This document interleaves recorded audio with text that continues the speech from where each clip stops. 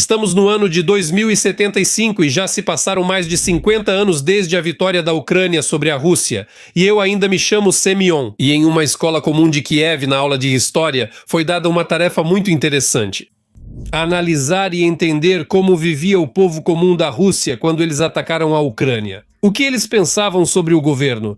Eles se consideravam participantes da guerra ou talvez até lutaram eles mesmos?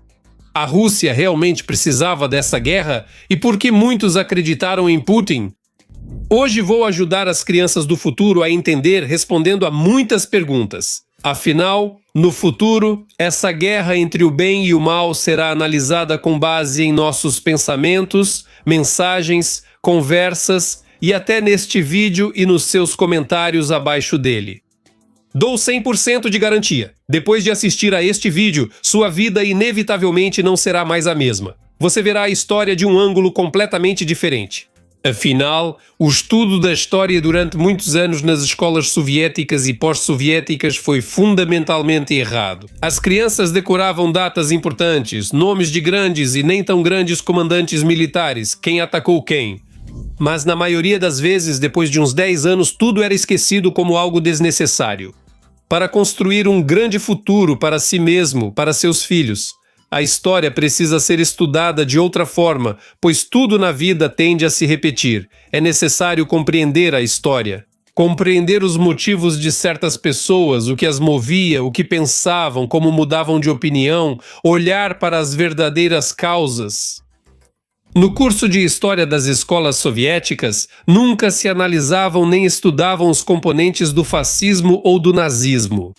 Os soviéticos ouviam falar de fascismo frequentemente, mas ninguém explicava sua origem ou composição, as graves consequências de um ensino assim sobre o fascismo. As graves consequências dessa lacuna na educação escolar soviética levaram ao fato de que, na Rússia, o verdadeiro nazismo ressurgiu em sua forma mais cruel.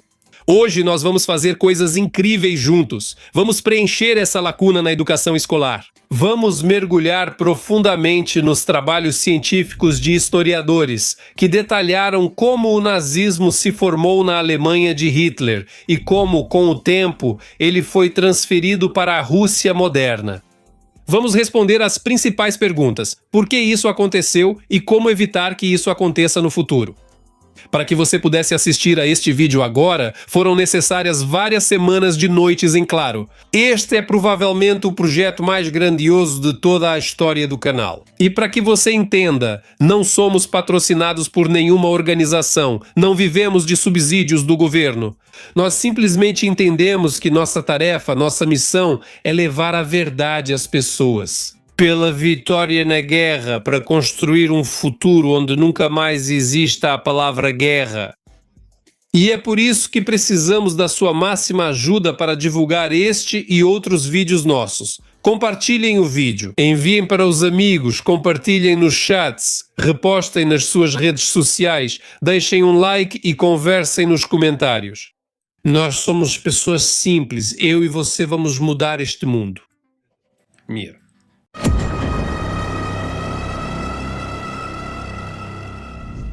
Nacionalismo, nazismo e fascismo.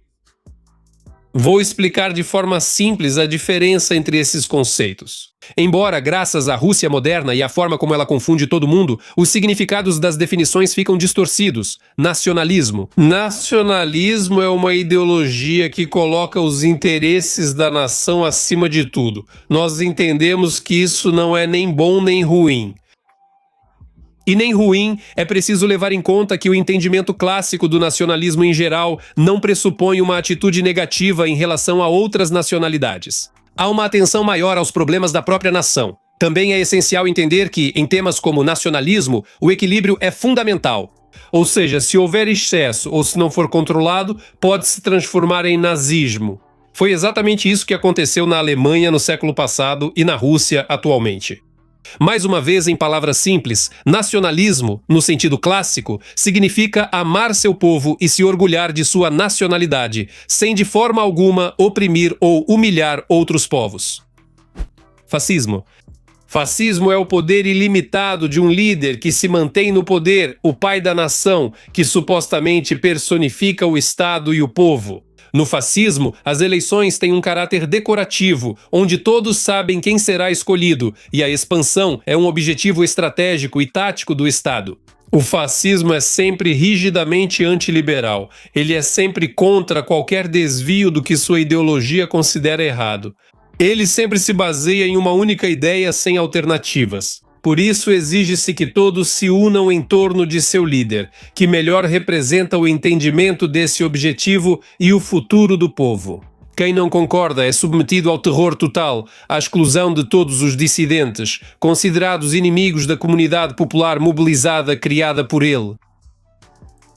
Nazismo. O nazismo é o estágio extremo do nacionalismo e uma forma radical de fascismo, onde a ideia central é a superioridade de uma nação sobre todas as outras. Aqui há um aspecto importante. No nazismo, ao contrário do fascismo, existe a teoria da superioridade racial, ou seja, que uma raça é superior, mais importante e melhor.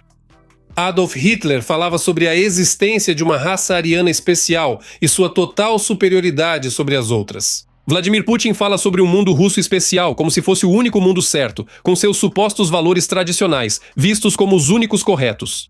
Um dos principais critérios do nazismo é a busca eterna por um inimigo, em quem se pode jogar a culpa por todos os próprios fracassos. Para Adolf Hitler, eram os judeus e os comunistas. Para a Rússia, são os ucranianos e todo o mundo ocidental. O nazismo é caracterizado pela forma mais terrível, pois concede o direito a essas raças arianas e ao mundo russo de alcançar seus objetivos pela força, ou seja, expandir seus territórios, aumentar sua influência e subjugar outros povos. Toda a propaganda deles é baseada na ideia de que eles têm o direito de matar e roubar. Hoje mesmo fiquei simplesmente chocado com um vídeo em que o adepto do mundo russo, Pavel Gubarev, disse que eles vão matar todos que não quiserem o mundo russo. Que para eles não importa quantas pessoas matar, 1 milhão ou 5 milhões. Essas pessoas já estão completamente perdidas, claramente têm algum problema na cabeça. Para as massas dos chamados líderes das chamadas grandes nações, a retórica de conquista está sendo construída. No entanto, não é um convite direto para ir e roubar, porque assim não se alcançaria as grandes massas, mas sim um apelo para salvar os compatriotas que estão sendo humilhados e ofendidos pelos vizinhos, ou até mesmo dentro do próprio Estado. No caso da Alemanha, na véspera da Segunda Guerra Mundial, a pedra no sapato foi a cidade de Danzig, com um número considerável de alemães vivendo lá, que, segundo a propaganda, eram constantemente oprimidos pelos soldados poloneses. E então a maioria nunca ouviu falar dessa cidade? Hoje ela é a cidade polonesa de Gdansk. Estudem a história, porque Putin já estudou e decidiu repeti-la. A história com Donetsk e os 8 anos de bombardeio em Donbass é quase uma repetição completa da história com Danzig. Antes da chegada do mundo russo ao Donbass em 2014, para quem não sabia, essa era a região mais desenvolvida e próspera da Ucrânia que Putin decidiu tomar para si.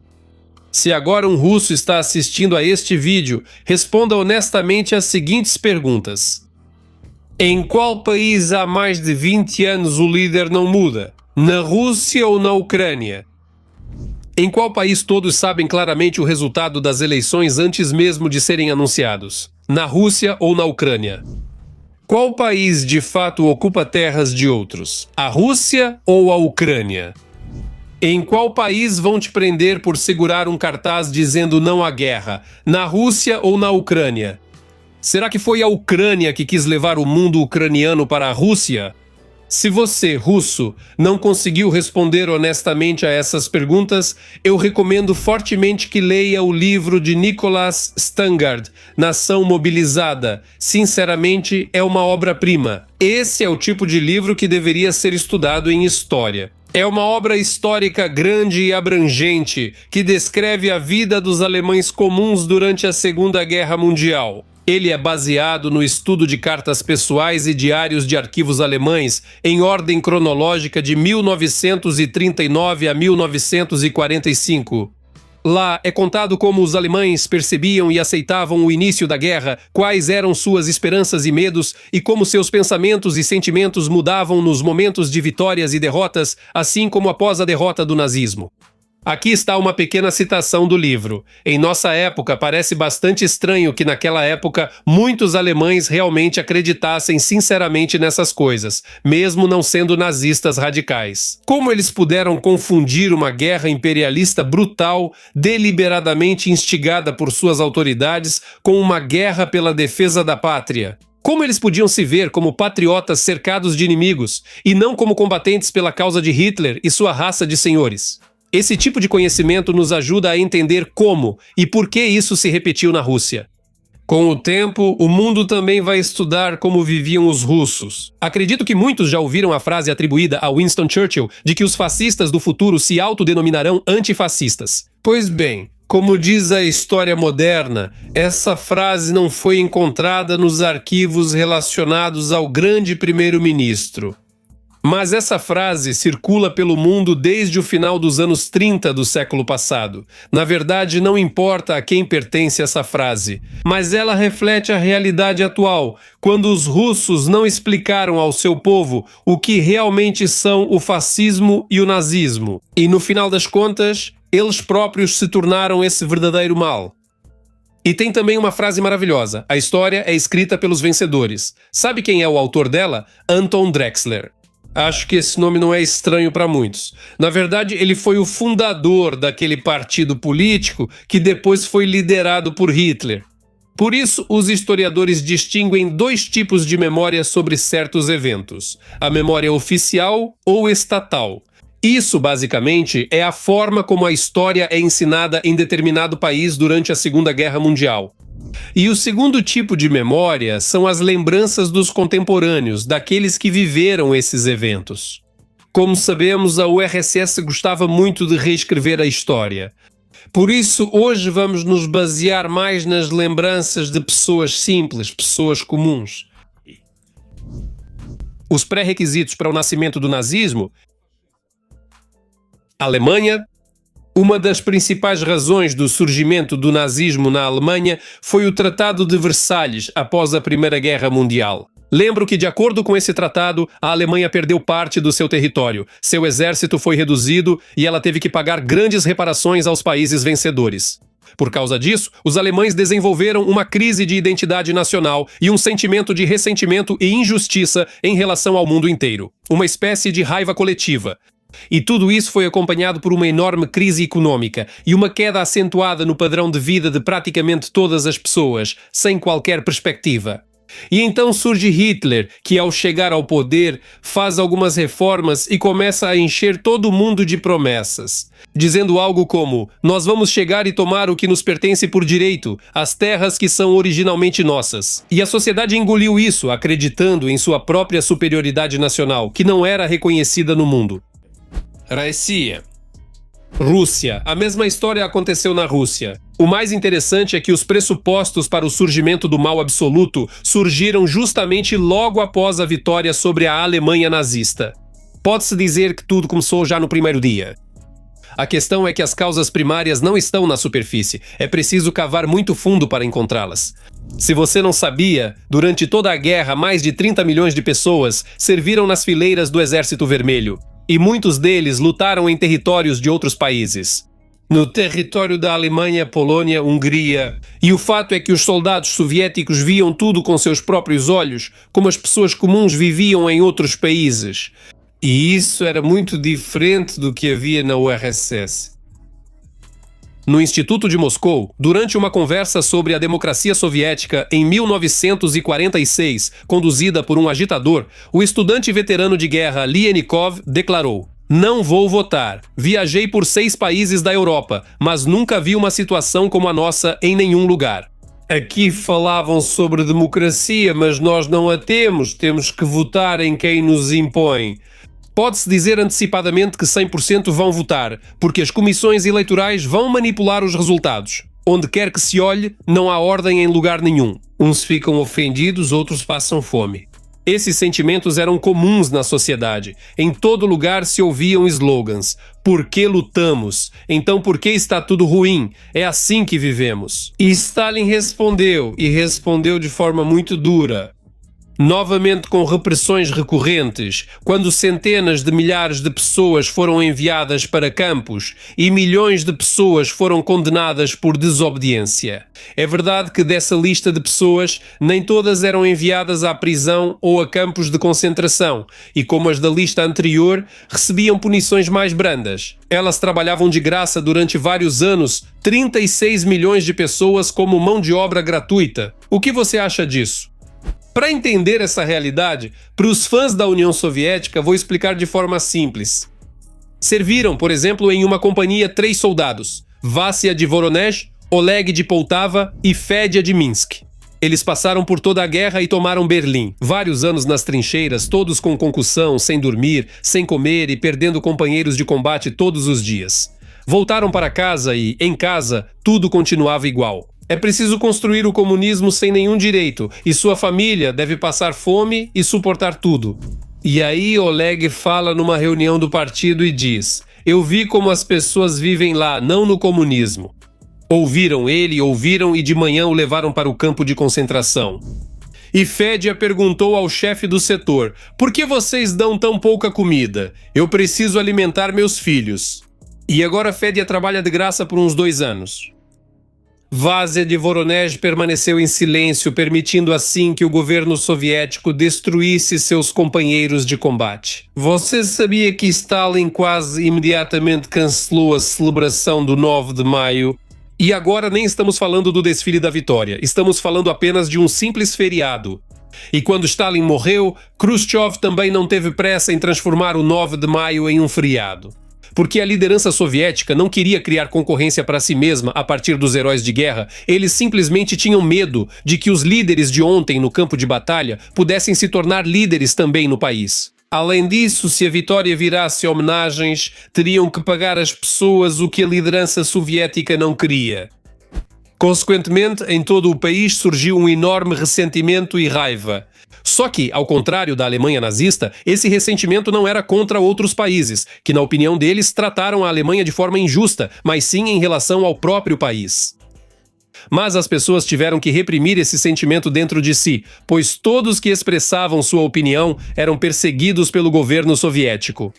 Mais uma vez, apenas pensem nesse pesadelo. 36 milhões de pessoas condenadas em uma população de 180 milhões. Vocês não veem algo estranho nisso? Isso significa que cada quinta pessoa, no caso, é criminosa. E as famílias naquela época geralmente tinham mais de 5 pessoas. Ou seja, em cada família havia um criminoso. Partindo disso, ou o país inteiro é de criminosos, ou o poder é criminoso. Não existe uma terceira opção. Apesar disso, na Rússia ainda tem um monte de gente que praticamente idolatra o grande Stalin. Como é possível que te batam, te roubem e mesmo assim você cante louvores ao seu czar? Mas isso eram apenas os primeiros indícios, os primeiros sinais. Não é por causa disso que as pessoas na Rússia são como são hoje. Isso foi o que gerou no cidadão soviético o sentimento de insatisfação e agressividade que as pessoas guardavam para si e depois transmitiam aos seus filhos e netos. O segundo fator-chave foi construído com base no primeiro. As autoridades soviéticas sabiam que, sem um bode expiatório, seria impossível conter a dor e raiva do povo. E eles decidiram culpar o Ocidente, os Estados Unidos, a Europa e outros países por tudo. Aqueles mesmos aliados com quem eles lutaram lado a lado contra os nazistas, eles decidiram tornar culpados basicamente pelos próprios erros. O terceiro fator importante e fundamental na formação do russo de hoje, por mais estranho que pareça, foi o dia da vitória em 1965, quando Brezhnev decidiu transformá-lo em feriado. Na Rússia, os horrores da guerra e o que viram no exterior já foram esquecidos e o país continua na mesma merda. Mas era preciso dar pão e circo ao povo. Pão na União Soviética naquela época havia o suficiente, mas entretenimento não, então Brezhnev decidiu criar um culto à nação. O dia da vitória, em 9 de maio, foi transformado em um feriado de importância nacional. Começaram a realizar desfiles, relembrar os heróis da guerra, produzir filmes sobre a vitória e, de todas as formas, cultivar na população a imagem do vencedor. E é justamente nesse momento que uma pessoa pensante fará uma pergunta lógica e muito pertinente. O que há de errado quando um país cultiva em seus cidadãos a imagem de vencedor e campeão, resgata qualidades patrióticas e assim por diante? Correto, não haveria nada de errado se não fosse um pequeno detalhe, mas é justamente esse detalhe do qual falamos no início do vídeo, a diferença entre nazismo e nacionalismo. Não há nada de errado quando as pessoas amam sua pátria e tentam torná-la melhor, mas não quando querem fazer isso à custa da opressão e humilhação de outros povos. No conjunto, tudo isso resultou em uma mistura terrível. Agressividade e rancor interno com insatisfação somados à imagem de um inimigo culpado por todos os problemas, além de uma sensação incontrolável de grandeza do povo. Tudo isso teve um resultado terrível. Isso faz com que a pessoa desenvolva a ideia de que tem o direito de tomar o que é dos outros, simplesmente porque é mais forte.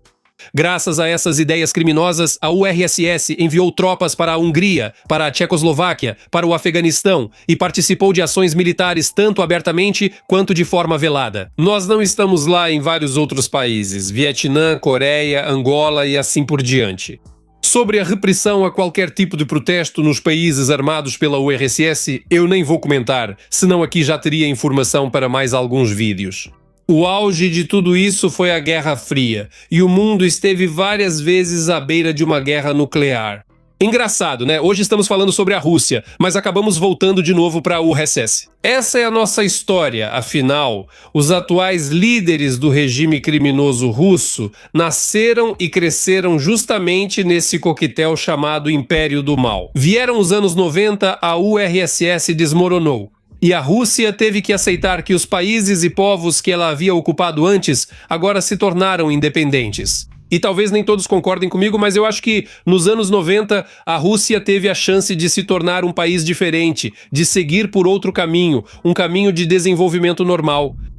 Na verdade, aconteceu um grande recomeço, as pessoas perceberam que na verdade não havia inimigo algum no Ocidente. O verdadeiro inimigo sempre esteve no Kremlin, e as pessoas começaram a se desenvolver e se desenvolveram a passos largos.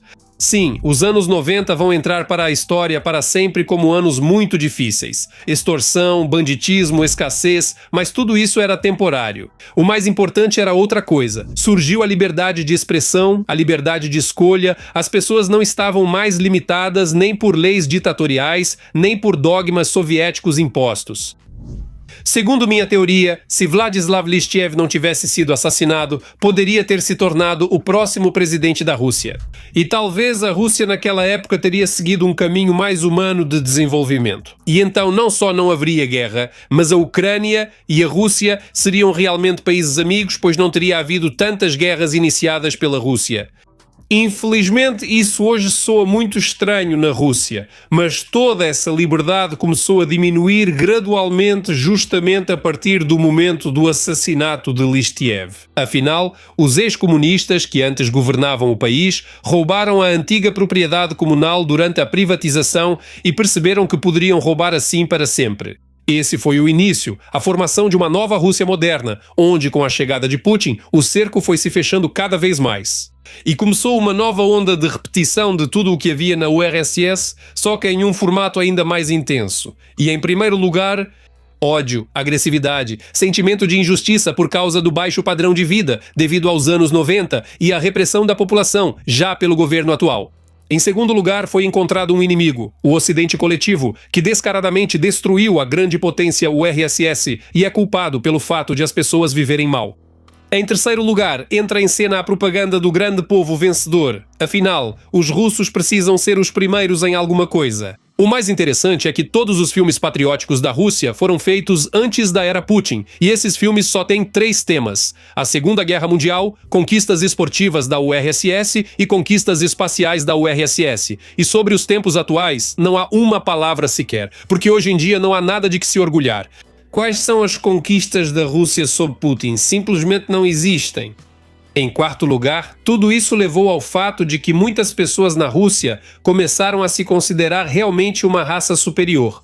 Tudo isso era para ser obedecido. Ofereceram para vocês servirem, não deviam provocar o urso russo, entregaram as armas e pronto. De qualquer forma, a Rússia vai vencer. Sinceramente, sou só eu que acho que uma pessoa capaz de escrever algo assim claramente não está bem da cabeça? Afinal, esses são os elementos mais básicos da humanidade. Não se pode construir a própria felicidade sobre a desgraça dos outros. Infelizmente, nem todos pensam assim. Aqui há um paralelo muito claro. Tanto a Rússia quanto a Alemanha, após a Primeira Guerra Mundial, viviam mal, muito mal. E nesse caso, sempre há duas opções: ou construir o seu próprio, ou tomar o que é dos outros, porque para construir o seu próprio é preciso ter coragem e culhões. Responder a perguntas difíceis como: quem é o culpado? Por que vivemos mal? E admitir a sua própria culpa nisso.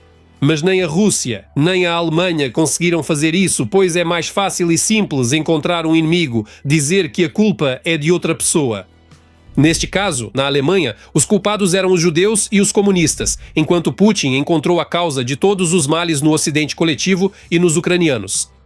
E tanto Putin quanto Hitler deram o passo principal que separa o nacionalismo do nazismo. Eles começaram uma guerra, semearam a ideologia do inimigo, disseram através de propagandistas que os culpados precisavam ser destruídos, assim como Hitler conquistava a Europa, a etapa antes da guerra em larga escala. Na União Soviética, não foi por acaso que inventaram o termo Grande Guerra Patriótica, e nas escolas ensinavam apenas esse período, ignorando intencionalmente o fato de que a guerra em larga escala começou em 1939 até 1941 a URSS, de fato, e eles no papel, era aliada de Hitler. Mas esse ponto eu acho vocês já conhecem. Nós queremos explorar um pouco outros eventos históricos. Eu vou contar sobre eles agora, e vocês escrevam nos comentários se isso não lembra nada para vocês. Segundo tratados internacionais, Alemanha e Áustria não podiam se unir, e os austríacos também não tinham muito interesse. Apesar de fãs da unificação gritarem Hitler venha, eles ainda existiam. E com a chegada de Hitler ao poder, ele declarou oficialmente que o Anschluss era um dos principais objetivos da política externa da Alemanha.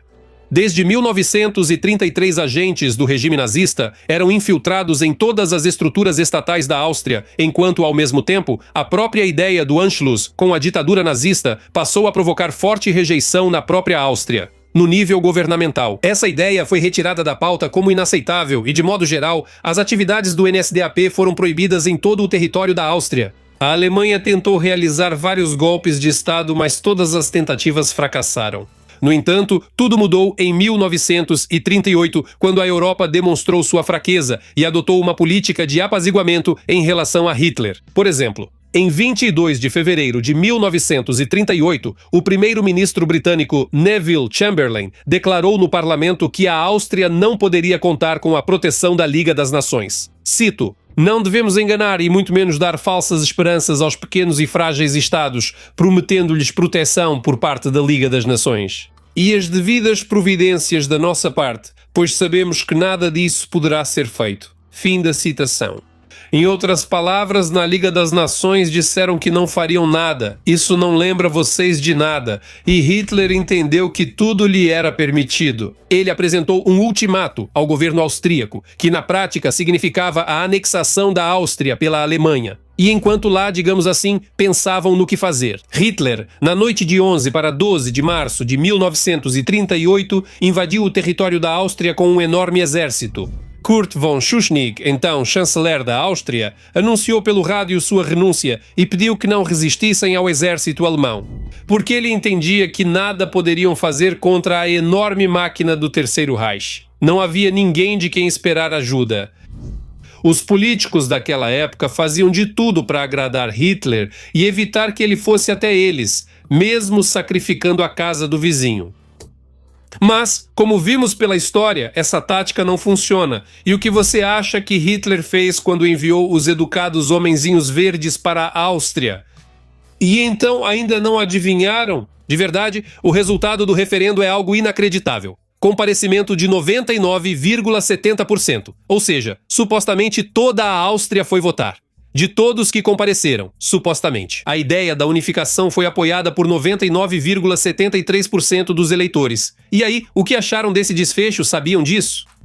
Por quê? Acho que a maioria não sabe, porque se isso fosse ensinado na escola, as pessoas entenderiam melhor o que significa 99% e ainda sob a mira de metralhadoras.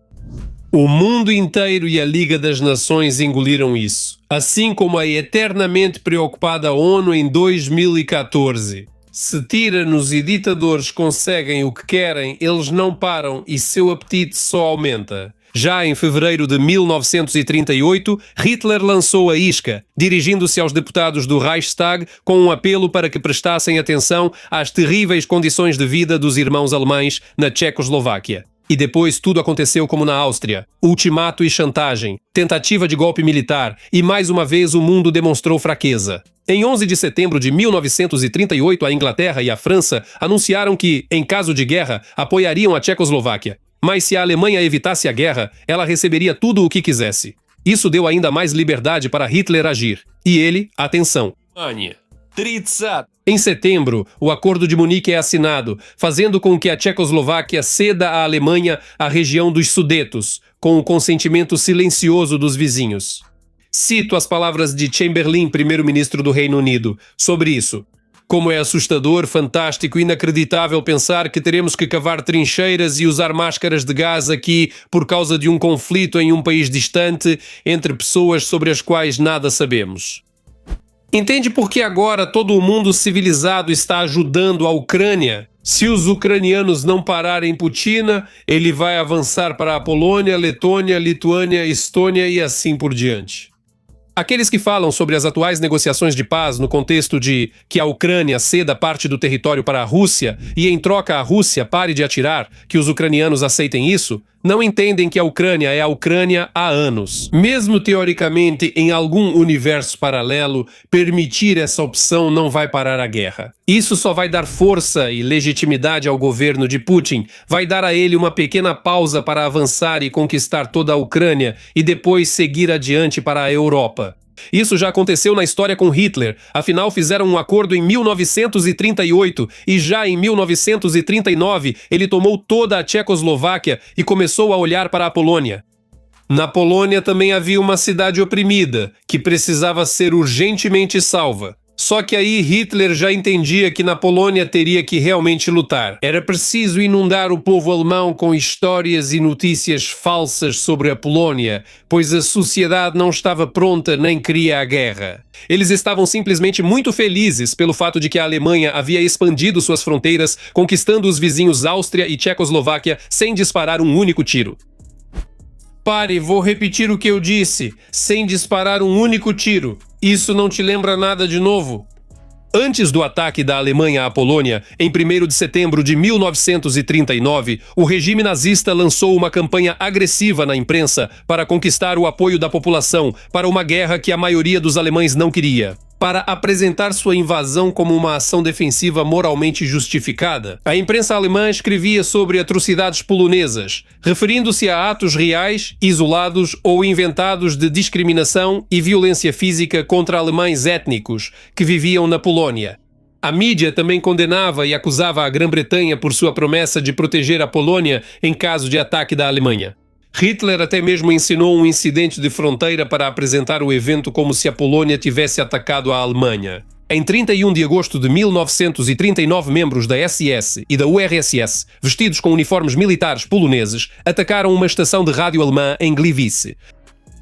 No dia seguinte, Hitler informou ao povo alemão e ao mundo inteiro sobre sua decisão de enviar tropas para a Polônia em resposta ao ataque polonês ao território do Reich, dizendo: "Até quando podemos suportar? Eles nos forçaram.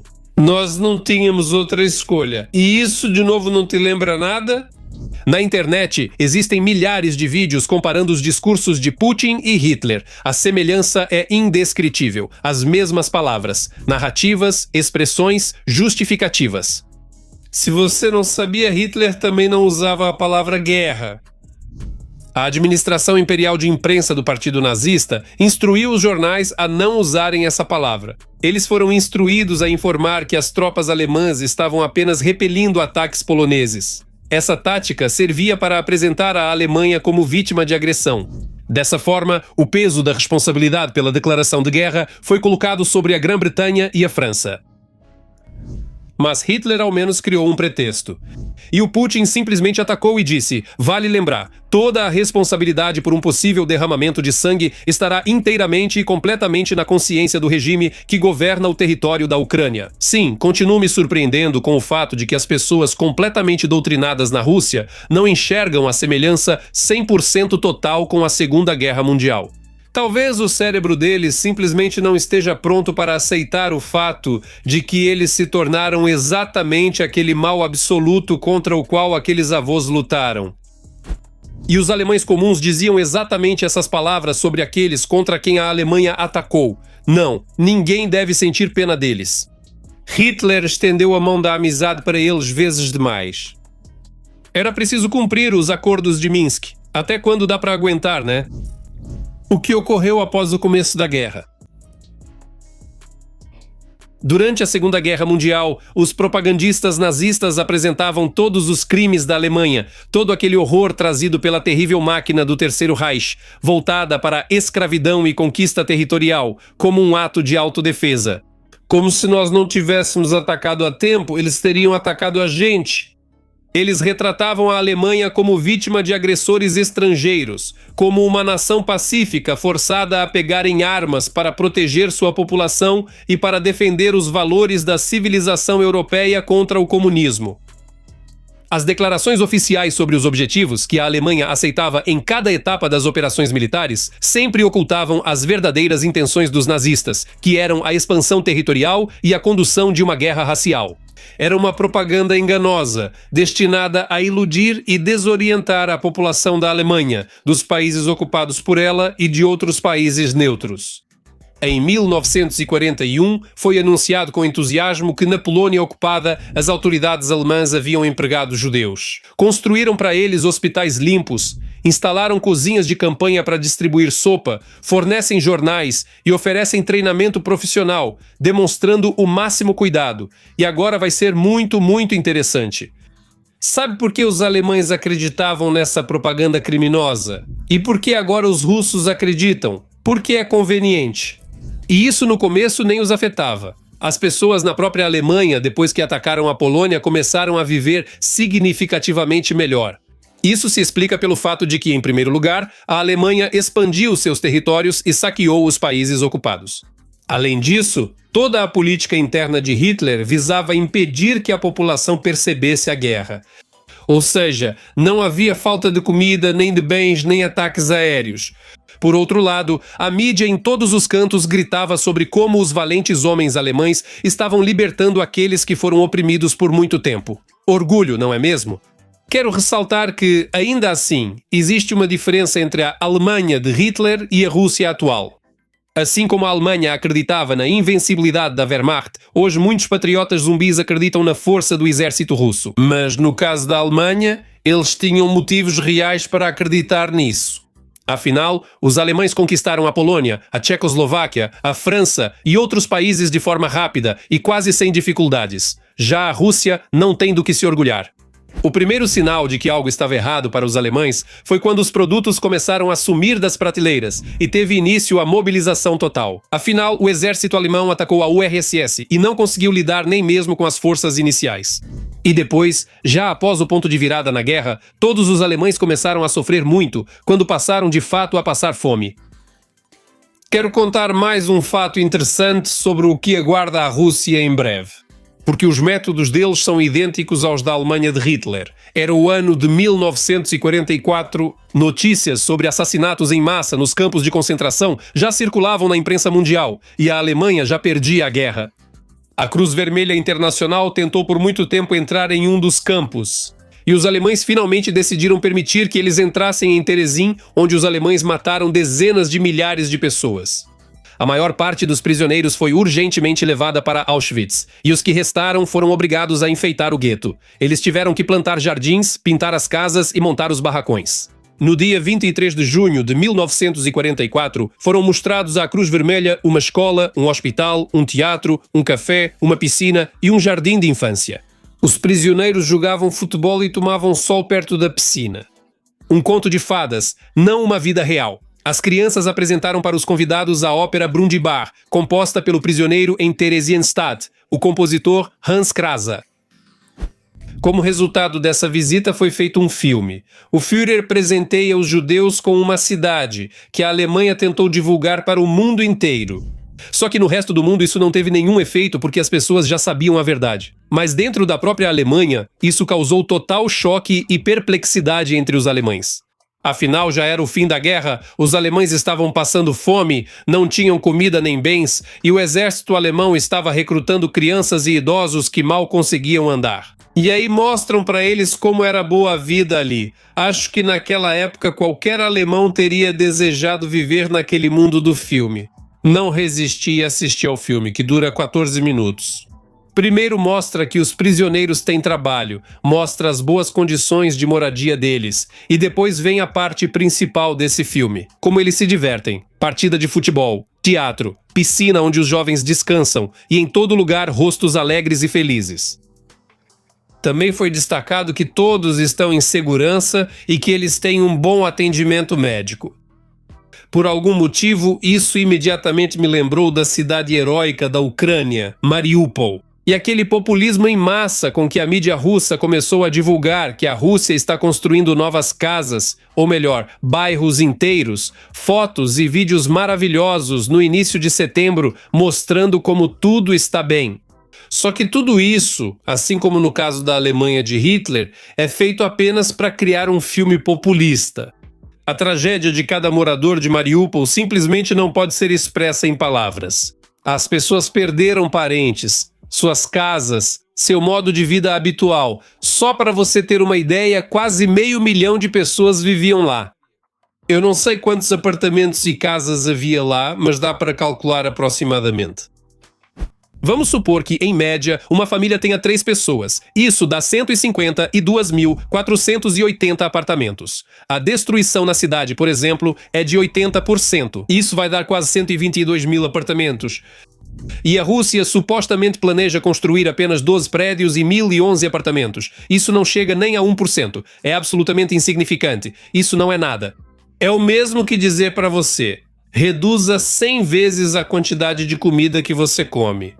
Ou, se você recebia um salário de $500, agora vai receber $5 e viva como quiser. Mas veja, a Rússia mostra que, pronto, libertaram Mariupol, as pessoas estão satisfeitas, a Rússia chegou, todos votaram pela Rússia, todos estão sorrindo e felizes. O povo da Rússia acredita nisso cegamente. Como pode ser assim?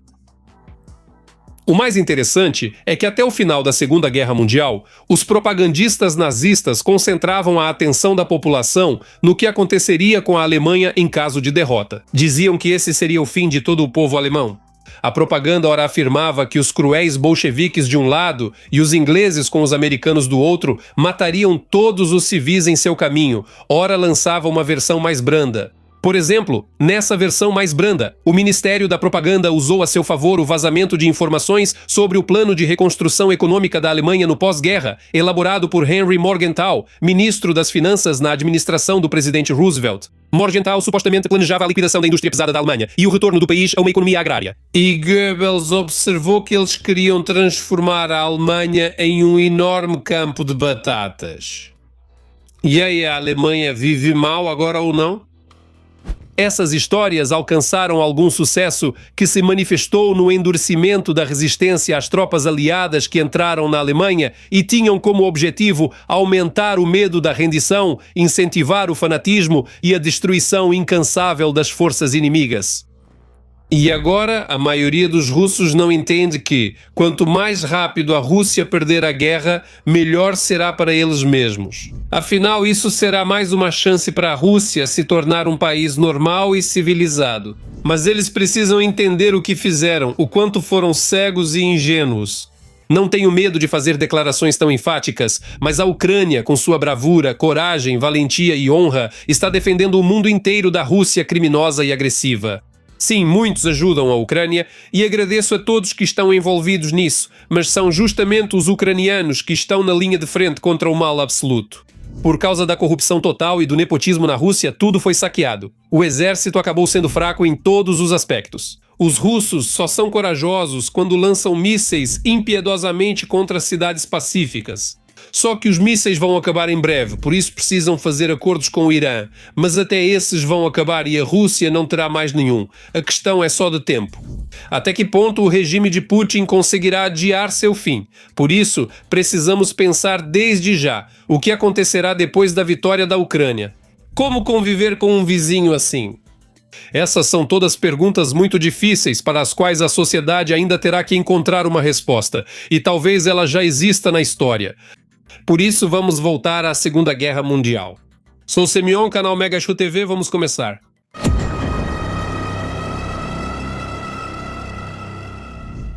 O que é desnazificação de verdade?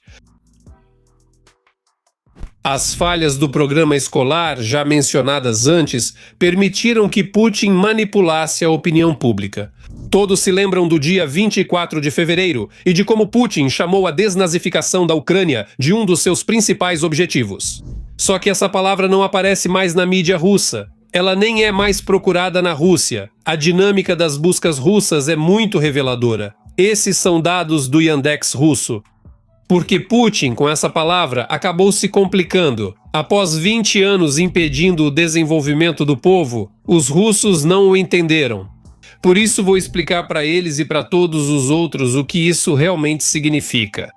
Quando a Alemanha nazista foi derrotada, os vencedores a dividiram em 4 zonas: britânica, americana, francesa e soviética, e lá iniciaram o processo de desnazificação. Esse processo ocorreu de forma diferente em cada uma delas. A única coisa em comum era a proibição total de todos os tipos de organizações que colaboraram com os nazistas ou glorificavam o nazismo, desde o próprio partido de Hitler até suas organizações subsidiárias. Também foi criado um tribunal internacional que entrou para a história sob o nome de Julgamento de Nuremberg. Nele foram julgados criminosos de guerra especialmente notórios contra a paz e a humanidade, como líderes da União Soviética, oficiais militares de alto escalão, fundadores de campos de concentração e assim por diante. Os demais, considerados menos importantes, foram julgados separadamente em suas respectivas zonas. Foi nisso que a União Soviética insistiu e cada país deveria determinar de forma independente a gravidade dos crimes de cada pessoa. Agora vocês vão entender por que a União Soviética queria isso. Não vamos analisar julgamentos de pessoas, mas sim o conceito de desnazificação ocidental e soviética. Como resultado, o conceito de desnazificação ocidental e oriental, ou seja, soviética. A desnazificação na RFA. Cada alemão recebeu um questionário para preencher com mais de 100 perguntas, com base nos questionários e nos depoimentos das testemunhas. Determinava-se o grau de responsabilidade de diferentes pessoas, dependendo da categoria em que elas se enquadravam. Ou seja, principais criminosos, apenas criminosos, criminosos secundários e testemunhas, respectivamente no epicentro. Com alguns era feita apenas uma conversa, outros eram multados e alguns eram presos. O mais importante é que uma tarefa foi definida. O povo alemão precisava entender que toda a nação, cada pessoa sem exceção, participou de uma conspiração ilegal e de um crime contra toda a humanidade. Naquela época, os alemães eram forçados a assistir a filmes sobre as atrocidades cometidas por seu povo e a ver fotos dos campos de concentração com milhares de corpos. Pelas cidades, em todos os lugares, foram pendurados cartazes com imagens horríveis e inscrições como: "Quem é o culpado? Esta cidade é culpada.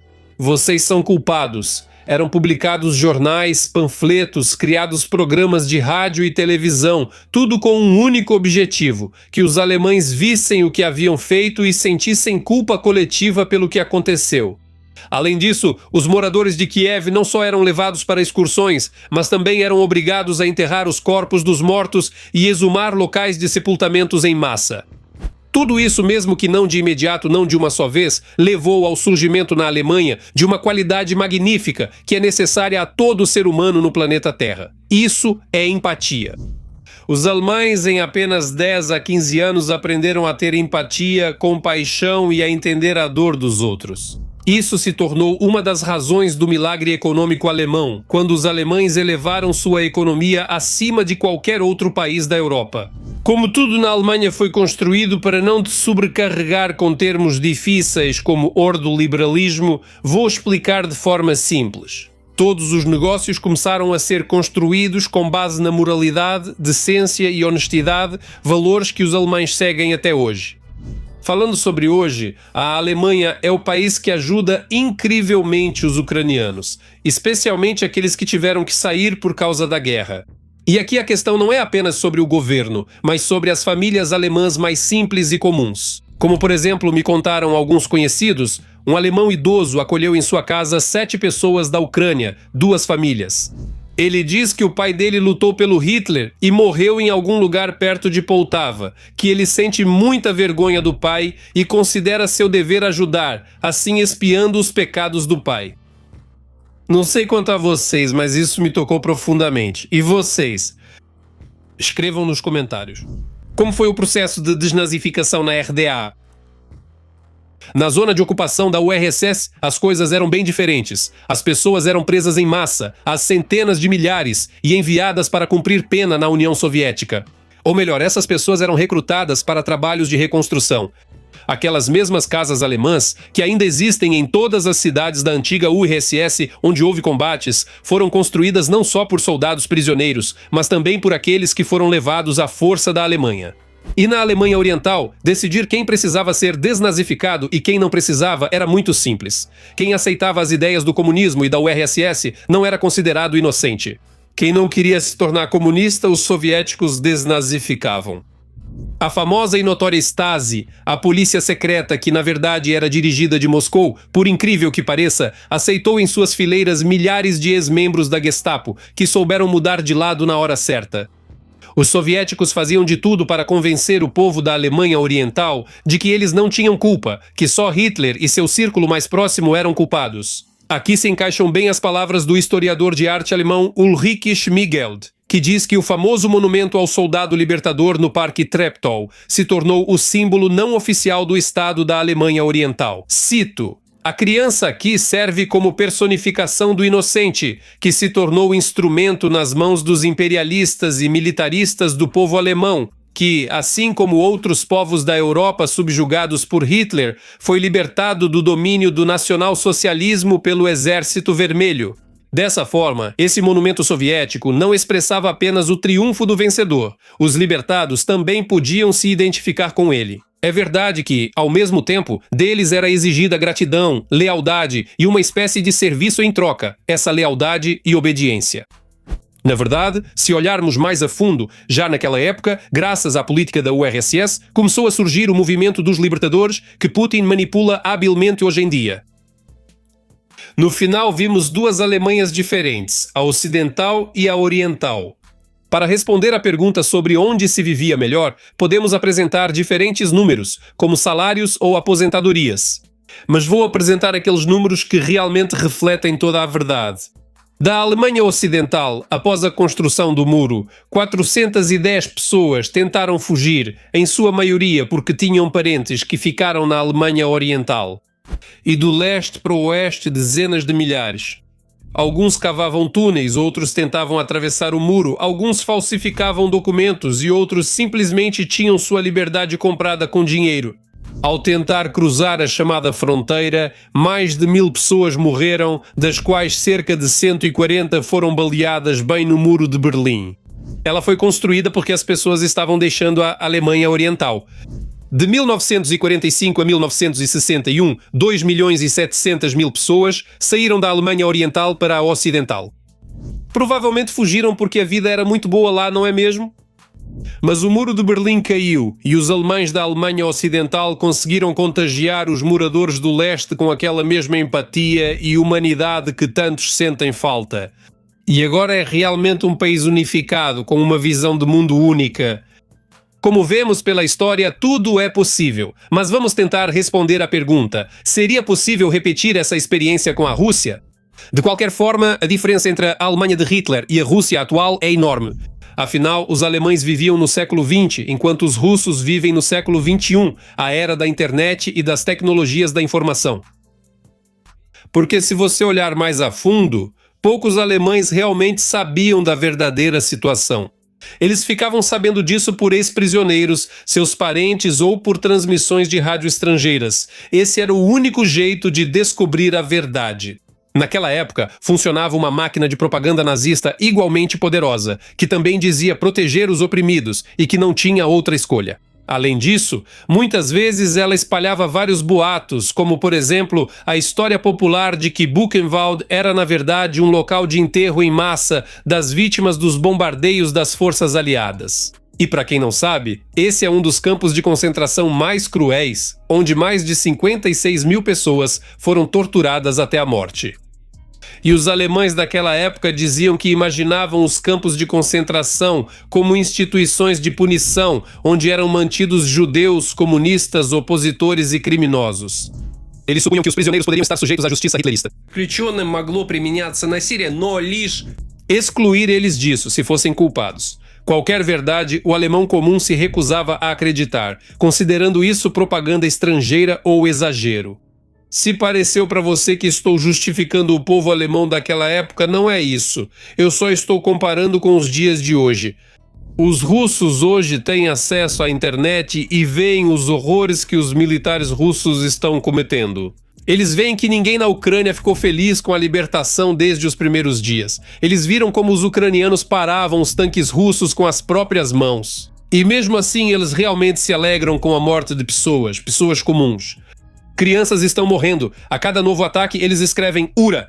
Finalmente. E se você não sabia, o mais triste é que a popularidade de Putin cresce justamente quando ele bombardeia duramente a população civil. Eu realmente espero que não tenhamos feito essa série de 3 grandes episódios em vão. Repito, nós somos pessoas comuns, assim como vocês. E nós entendemos que o nosso futuro está em nossas mãos. Por isso, vamos construí-lo juntos. Não deixe de compartilhar este vídeo. Escreva o que você pensa sobre isso nos comentários e se inscreva no canal.